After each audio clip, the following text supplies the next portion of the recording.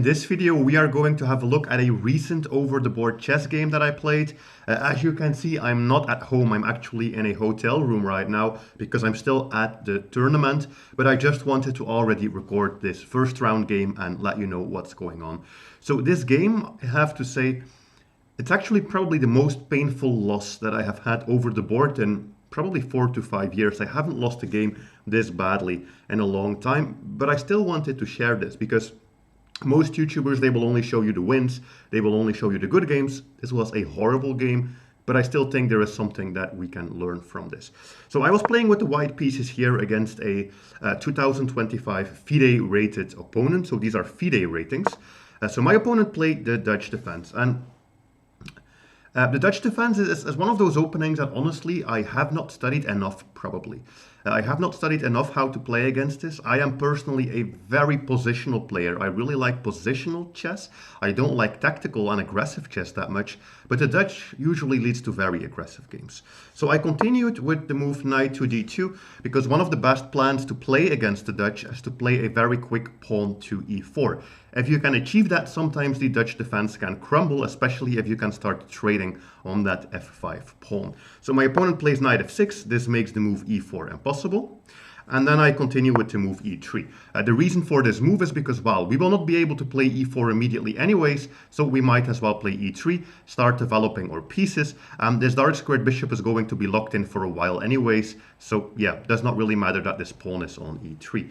And here my opponent played d6, which is actually quite confusing. And I think it's not even maybe 100% the best move at this move order. Usually with the Dutch defense, what ends up happening is that white plays this e6 and d5 push, and they create more of a stonewall Dutch type structure. Something like this is usually what I get. And then eventually sometimes they also play c6, and sometimes they even play g6, and then they fianchetto the bishop.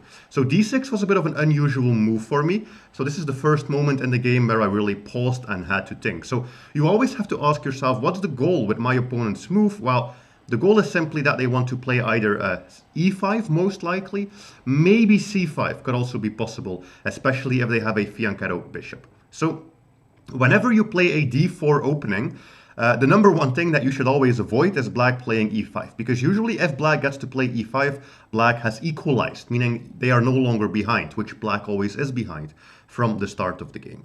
So that's why I played knight to f3. At least temporarily, this disables the move e5 for them. They can no longer play this. All right. My opponent then played g6, so clearly they are going for this bishop fianchetto, which also increases the chances that they might play c5, or if they play e5 and the position opens up, then this bishop will become even stronger. I simply played bishop to d3 because my plan is still to play that pawn to e4 if I can, and my opponent played the bishop to g7. So I felt here already that my opponent was not really going to get out of this opening fine, at least that was my feeling, because they are playing a bit passively and they are allowing me to just play this e4 push. And I don't know that much about beating the Dutch, but I do know that every game that I have had e4 on the board before against the Dutch, I won those games, because this is a great move to play against the Dutch defense.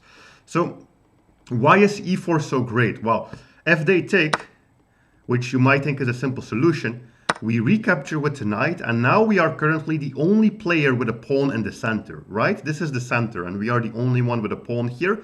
We also have a centralized knight, and all that black has, because of this f5 pawn, is the hole on this f7 square, and also the open diagonal towards the king. The influence of the f pawn is gone. So it looks like they have lost some of the opening advantage. They could trade, we would take, and this would be a fine position. Probably black should even play d5 to get one of their pawns back into this central square.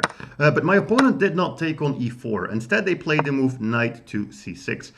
Knight to c6 is a very logical move. This move is helping here to support the e5 push, and also the knight might go to the b4 square where it can trade for my bishop, and that would be a horrible loss. In general, you don't want to trade a bishop for a knight. And especially if positions will be opening up, this will open up. Open up always means pawns will disappear from the board. And especially this light squared bishop is important on this diagonal. So if you think, oh, I would just play a move like d5, that would be wrong, because the knight would go here, your bishop would be under attack. And also look, what we just did. We just opened up this entire diagonal for their bishop. So a great move that I really like playing against Fianchetto is always pawn to c3. And this is a general rule that I like to follow. If my opponent Fianchetto's their kingside bishop, whether they are playing white or black, it's a good strategy to build a pawn chain towards that bishop, because they are trying to make this bishop their best piece, and at least this way we are making it more difficult for them to achieve that. Here my opponent then eventually played e5. This was not something that I could prevent, because literally we just don't have enough pieces here to prevent the e5 push. This is really one of the most important moments from the game already. So we have to make a decision here. There is a lot going on in this position. The thing that I was a little bit worried about is that maybe if I don't pay attention, I might always end up with an isolated central pawn. And I'm going to show you what I mean with that. Imagine if we castle, which is the most straightforward move. The following sequence could happen. Take, take, take, take, take, take. The problem, at least according to me, the problem with this position is that we have 3 pawn islands, especially this orange pawn. This pawn here in the middle of the board, it's isolated. It's completely by itself, and it's already attacked 2 times as well. So I did not willingly want to give myself a weak pawn structure. And if we don't castle, then we need to do something else. We need to avoid ruining the pawn structure. And I think the only thing we can really do to avoid ruining the pawn structure is to capture ourselves, to capture on that e5 square. And they just recapture. So next up here, what do we have to do? Well, we immediately have a problem because of this capture. This queen has now opened up. So we need to do something about this bishop. This bishop is literally hanging. It is just here for free. The opponent can take it. So I played the move queen to c2, which protects the bishop. And I have to say that actually at this very moment, I was incredibly, incredibly happy with my position. And I was already thinking here like, look, I am going to get an advantage out of this opening. I will be in a good position after this opening. Why is that? Well, we achieved d4. We have 4 developed pieces here, and they are all working together towards the same goal. We are 1 move away from castling, and if the opponent castles, well, they are always castling straight into this open diagonal, where we have both bishop c4 and queen b3, which could attack the king. So overall, a great position. And here I was also thinking, look, we have 3 pieces, all of them are attacking this f5 pawn, this one, and my opponent only has 2 defenders, so they need to do something about this. I was thinking maybe they would take, I would take back. Doesn't really matter if they go for the trade or not, let's just say they do. And now, instead of ruining my pawn structure, I have one of the most beautiful pawn structures that one could have, and instead it is my opponent here who has, well, what do we see? The isolated central pawn. This orange pawn, they will lose this one. They will lose this one. There's no way that they will be able to hold on to this pawn, given enough moves into the game. And after the pawn drops, everything drops, plus the king's safety has also been ruined for them. So this would be a great position. We would be up a pawn and they would have a weak king. So I was really happy in this position.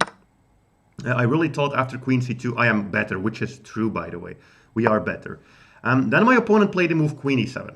And queen e7 is a very tricky move. If you want, you can actually pause here and try to figure out what the threat is behind this move. All right. Why did they play this? Well, they are luring us into a trap. Black is giving us this f5 pawn for free. They are basically asking us, like, look, if you want, you can just grab this pawn, because we have, well, 1, 2, 3 attackers still, and they only have 2 defenders. But if we grab the pawn, things are going to get tricky. So I actually calculated for a very long time. I think I used about 20 minutes here to decide what to do. The reasonable move, the move that I wish I had played looking back at this game, which is the move I would usually always play, is just castle. It is too dangerous to go and take the pawn. We should castle, and white is actually better. White is better.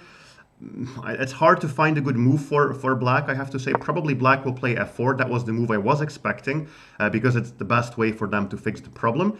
And then we would have this position. And in this position, it is quite clear that black will be attacking on the king side. Like all the pawns are already coming down the board. The pieces are aiming in this direction, so black will be attacking on the king side. White, on the other hand, should start with b4, a4 and attack on the queen side, because really we want this king to have no home. We want the king to not be able to castle short and not be able to castle long. Open up the position, and I think white should really be better here. This is a position that would really be in my playstyle, and I think I would be able to have won this against this level of opponent. What could have happened? b4, which is actually a great starting move. g5, a4, by the way, no, we cannot capture that, it's complicated. g4, knight h4. And then we would get a position like this. And white is clearly first with the attack, and this black attack is not doing much yet. And the knight always has the f5 square to go to. So if I castle here, I am perfectly fine. But instead, I decided to do something that I would usually never do. I looked for a very long time into the possibility of capturing on f5. And it looks very dangerous. It looks very dangerous because after we capture, we are removing our central pawn, which means this file becomes open. On this file, we have our king and the enemy queen lined up. That's dangerous. But I calculated for such a long time, and I did something horrible here. I took the pawn. I took the pawn knowing that I was going to get a possibly horrible position, but I calculated so much and I saw so many possible tactics for white that I decided to go for this and try my luck with this variation, which is, yeah, that's not how you play chess. At least I always say the main thing that you should do is just prevent yourself from making blunders. Just don't blunder, play it safe, play a positional game, and hopefully your opponent will blunder first. And this game, it was the first round of this huge tournament. I just wanted to win so badly that I said, let's just risk it all with this move. So if you want, you can actually pause. It's very interesting. Try to find the best move for black. It's not super difficult, but there's basically only one move for black that wins them the game eventually. So if black recaptures the pawn, black is losing. I calculated all of this. Why? Well, we can take and take and take. And, well, maybe they play e4 to attack the knight, but we can just move our knight, and we are literally just up a pawn. This king is still in the middle of the board. Our pieces have developed. We castle next. So they cannot take the pawn with the bishop, and they cannot take the pawn with the pawn. Both of those moves lose the game. They played what I expected them to play, which is the move e4. And e4 is, of course, horrible for us because we are literally forked. And not only are we forked, our queen and king are also lined up. So yeah, it just looks ridiculous for white. But I calculated quite deeply that there was some counterplay here. The only problem is the counterplay does not work. So yeah, humiliating even to show that this happened in my game. But now you can learn from it. King safety is a very high priority, right? Castle. Don't grab a pawn if it risks exposing your entire position. So what was my plan? I was going to capture. They captured here, by the way. That's a good move for them. I think probably they could also have captured the knight, but they captured with the pawn. Now I have a pinned knight. It's pinned to my king, and it's also attacked by a pawn. So I'm going to lose a piece. I'm going to lose a piece, and I'm going to get 2 pawns in exchange for that piece. Okay, so it will be 3 points against 2 points. My plan was that I would castle, they would take, and I would play rook e1. And I looked into this for quite a while, and I was thinking, like, this position, there must be counterplay here for white. And there is actually a lot of counterplay for white, but black can defend it if they play incredibly well. So yes, my pieces are still forked, but my opponent cannot simply take one of them, right? Because if they take one of them, well, then they just literally, they lose the queen. So yeah, that's not good. And if they don't do anything, let's say they, I don't know, like they move the bishop here, for example, they are instantly losing the game as well. Because I capture back this pawn. So first of all, I now have 2 pawns compensation for my knight. And it literally does not matter what black does. Black loses. I'll just show you one sample line. Let's say they castle long. I take on c6. Thank you for the piece. Also, your queen is under attack. So you cannot recapture my piece. So you would literally need to sacrifice your queen. That's the only move you can play. And then eventually here I will win this position because I am up in material. So there are so many ways that black could go wrong, and that is the reason why I decided to play this very risky move and allow them to do this. Because almost everything that black does could lead to a losing position. My opponent played bishop f5, which I had calculated. I think I calculated 9 or 10 moves deep from the moment I allowed them to play e4. Bishop protects the knight, but it's a temporary defender because we simply have knight h4. Great move, attacks the bishop, threatens this fork, removes the knight from this square, so that's solving our problem a little bit as well. And I had also calculated that my opponent was going to defend the bishop, I would take the bishop, they would take back, and then I was going to win back this pawn. So I had foreseen all of this, I had calculated all of this, and I knew that I would get at least 2 pawns.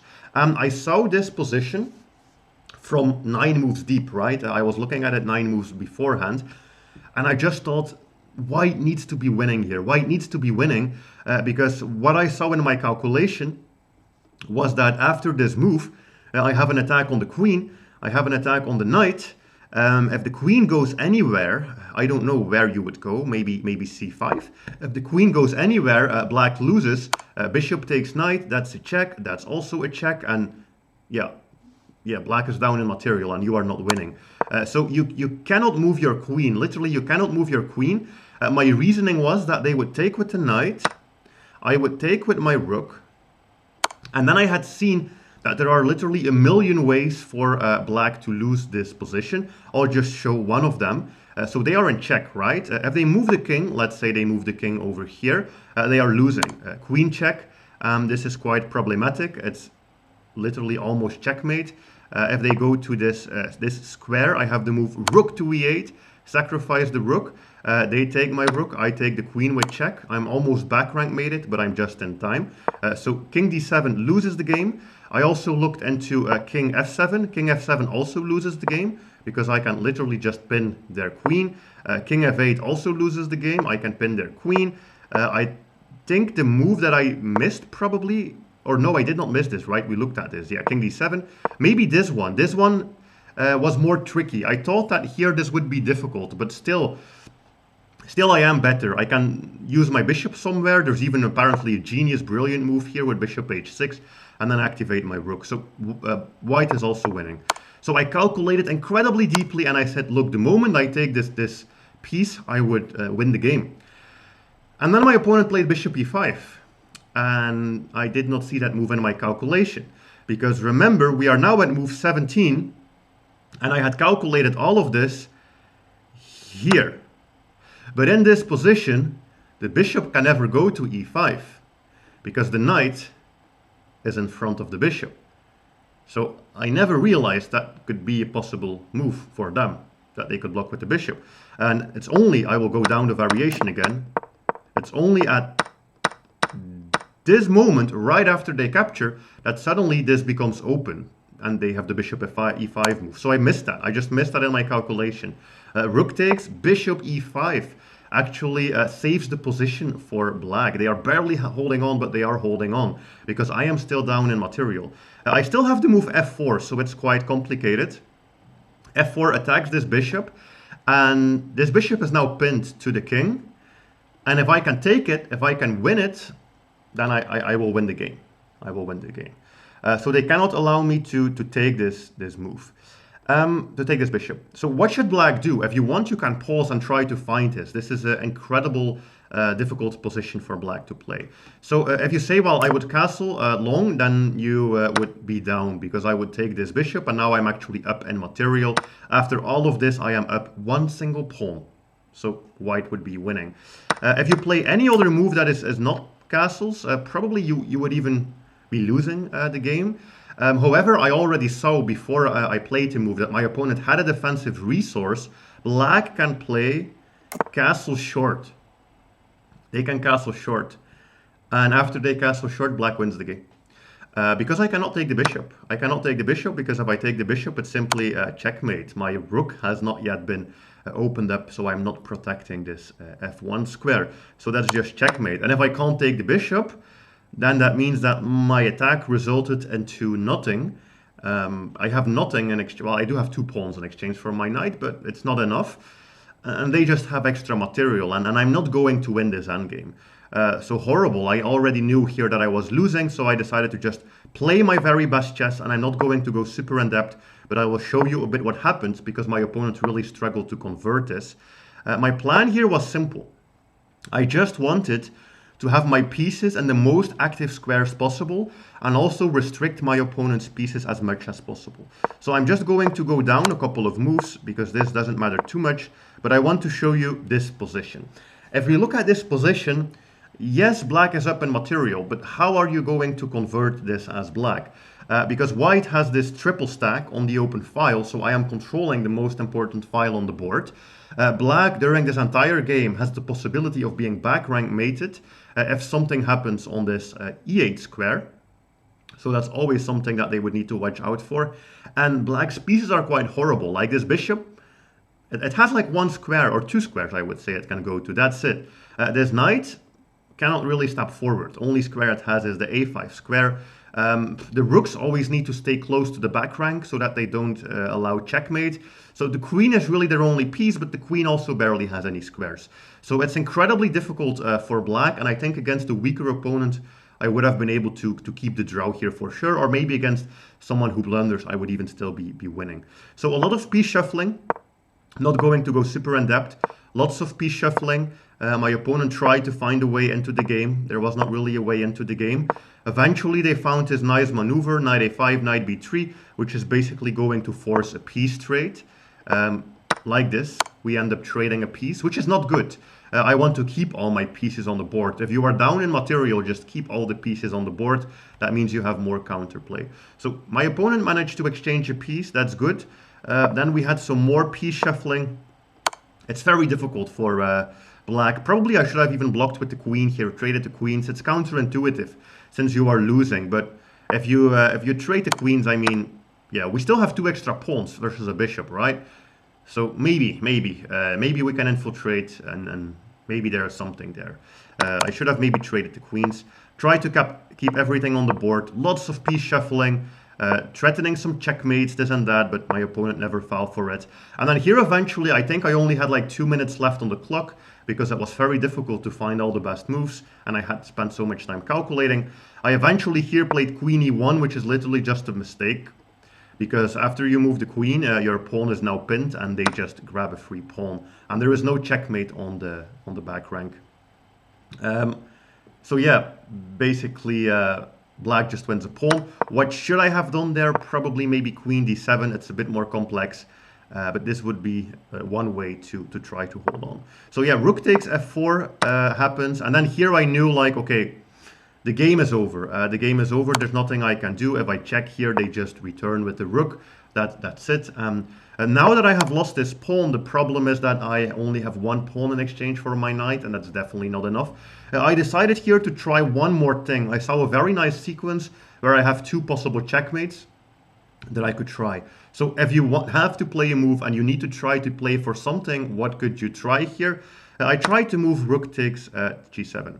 So rook sacrifice onto the bishop, because no matter if they take with the rook or with the king, there are tactics available in that position. So in the game, he took with the king. Let's say he takes with the rook. If he takes with the rook, I have this back rank check.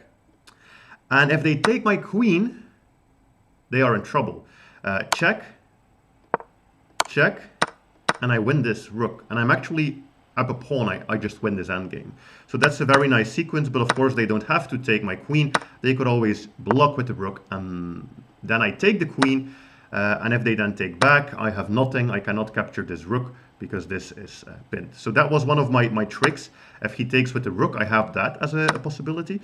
He took with the king, which also allows for some tricks. I have the move queen e5, a check, a fork, and I was thinking if he blocks this with the rook, I just take this rook and I am winning again because I'm just up a pawn in this endgame. But if he blocks with this rook, which is what happened in the game, then I have nothing. Check, check. And here I resigned. There's literally nothing we can do. If we trade queens, we lose. If we don't trade queens, this infiltration happens. So very horrible game. Well, horrible game. I played it very well except for that one moment. So yeah, very hard to share this loss. This was only first round of the tournament. 6 more rounds to go. I will share every single game, so make sure to stay tuned and check in regularly to see the next rounds.